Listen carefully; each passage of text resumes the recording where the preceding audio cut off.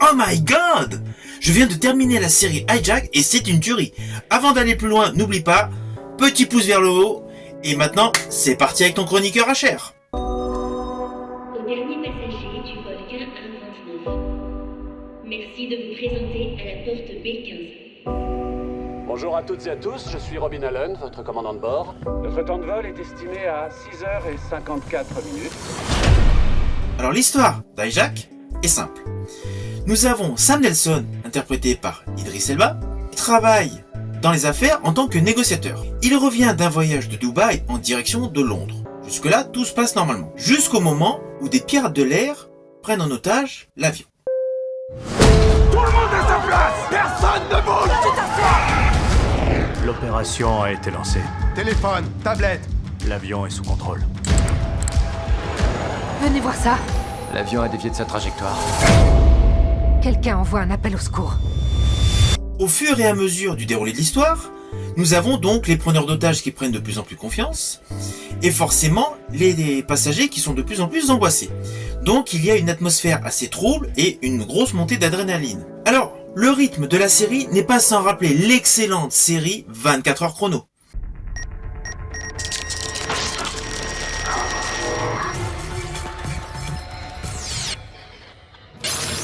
Avec Kiefer Sutherland. Donc tout est tourné en temps réel.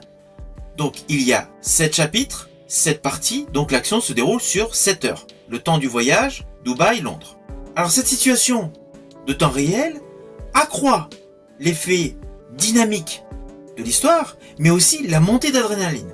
Au fur et à mesure du comportement de plus en plus douteux des pirates de l'air, Idris Elba donc décide de prendre l'initiative de faire le tampon avec les passagers et essaye de négocier, comme il le fait dans la vie pour son métier. Alors dans un premier temps, les passagers subodorent qu'il fait partie de l'équipe des preneurs d'otages, mais assez rapidement dans l'histoire, c'est pour ça que ça ne vous spoil pas, comprennent qu'il n'est pas du tout avec les pirates de l'air. Mais c'est là que du coup ça devient intéressant, car au fur et à mesure que les heures passent, il y a divers éléments qui se déroulent dans l'avion, mais parallèlement il y a des événements qui se passent sur Terre. Ce qui se prépare.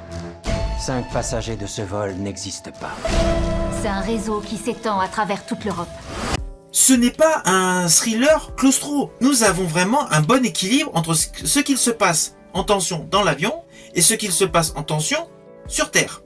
Alors, la tension, par contre, évolue sur Terre. Au début, ça va être autour de l'aéroport de Dubaï, avec un agent qui va poursuivre des investigations par rapport à ses remarques. Vous inquiétez pas, je ne vais pas plus loin de ce côté-là. Nous avons donc une évolution de l'histoire à partir du moment où on part de Dubaï pour survoler beaucoup de pays avant d'arriver à Londres. Donc, l'histoire sur le sol se développe et surtout se déplace. Toujours en temps réel. Avec de surcroît l'inquiétude de tous les pays qui sont traversés par cet avion qui ne répond pas normalement. On n'arrive pas à vraiment définir les vraies motivations de ces pirates de l'air. D'ailleurs, on les connaît qu'au dernier épisode. Ça, c'est un atout, mais capital. Autre chose sur cette série tournée en temps réel, c'est qu'il y a de nombreux twists. Il y a plein de personnages, on ne s'attend pas du tout à ce qu'ils vont faire, tant dans l'avion que sur le sol. Surtout que, à la base, le milieu affectif d'Idris Elba, de son personnage, est scabreux. Son ex-femme est en train de reconstruire sa vie avec un nouvel homme. A envoyé un message depuis l'avion. Papa écrit « incident à bord ». Ton père, il fait quoi exactement dans la vie? C'est difficile à expliquer. Il n'y a pas meilleur que lui dans son domaine. Mais il fait quoi? Donc voilà, il y a en même temps tout ce mélange donc émotionnel par rapport au personnage d'Idris Elba, et il y a l'inquiétude de qui risque de mourir. Car forcément, preneur d'otages, violence, il y a des morts. Pour eux, on est un missile en puissance. C'est soit eux, soit nous. Et je peux vous assurer que ce sera pas nous.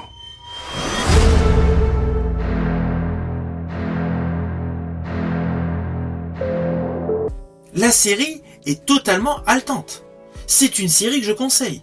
Alors moi, personnellement, j'ai adoré le jeu d'acteur d'Idris Elba. C'est évident qu'on le connaît tous pour son jeu ténébreux dans la série Luther. Moi, je l'ai particulièrement aimé dans des films SF, Pacific Rim, Prometheus.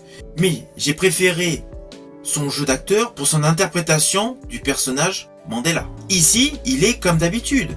Il est à fond dans son personnage. Lorsque l'on regarde son visage, on a l'impression qu'il a une pression qui monte, au fur et à mesure que les secondes s'égrènent. C'est un acteur talentueux. De la négociation. Alors, la mise en scène de cette série, qui n'est pas sans rappeler 24 heures chrono, qui a duré quand même de nombreuses années, est réalisée par Mimi Leder. Alors Mimi Leder, dernièrement, s'est illustrée dans beaucoup de séries, mais auparavant, avait réalisé un bon film catastrophe qui montait en pression au fur et à mesure que le film se développait, c'était Deep Impact. Une fois de plus, sa réalisation est carrée.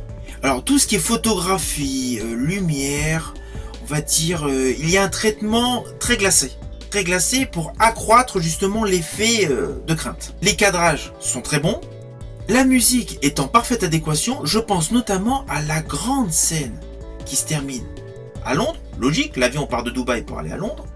Au moment où il se passe quelque chose d'impressionnant, de très violent, en fait le son est comme coupé pour mettre en avant une musique douce, permettant ainsi de dégager beaucoup plus de profondeur dans le ressenti des passagers. Rien que le final, pour ce détail en termes d'image, vaut le détour. C'est une série donc excellente, c'est une série haletante, c'est une série que je vous conseille grandement, elle est sur Apple TV+.